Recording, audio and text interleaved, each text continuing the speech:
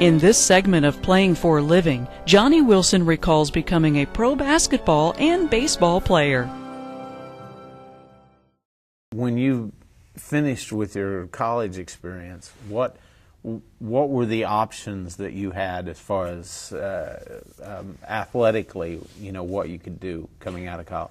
The Chicago American Giants came in on Thursday to play at Comiskey Park. That was their home park. Mm-hmm. And I guess he told the manager about me, and he called me on Friday and asked me if I could come up on Sunday for a tryout. And so I borrowed a car and went up and worked out before the game. And then in the 10th inning, the score was tied. We had a man on second base, and he put me as a pinch hitter. And I singled and drove in the winning run. And the next morning, he took me down to Dr. Martin's office, the American Giants office, to sign my contract. And they said, I want to take you downtown. So I went down to the Globetrotter office. And I went in, and I'd never heard of the Globetrotters. I'd heard of the Renaissance, New York Rens, but I had never heard of the Trotters. Mm-hmm. And so Abe Saperstein signed me to a contract and gave me a big bonus for signing, $250.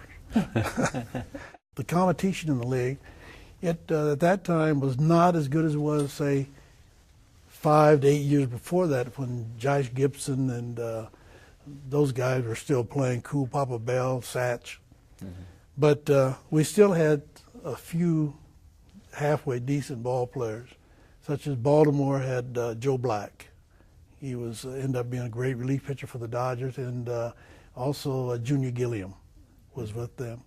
But the team that had most of the players was Kansas City. They had, of course, Buck O'Neill, who ended up being first black coach in the majors. Mm-hmm. He played first base. Second base was, I forget the second base name, but shortstop was Gene Baker, who signed with the Cubs and the Pirates. And third base was Hank Thompson, who ended up playing with the New York Giants. In left field, they had a guy named Brown that played with the St. Louis Browns. And in right field, they had a kid named Thurman, who played for Cincinnati. And then they had a fair ball player in center field named Elston Howard. Mm-hmm. He played center field for them.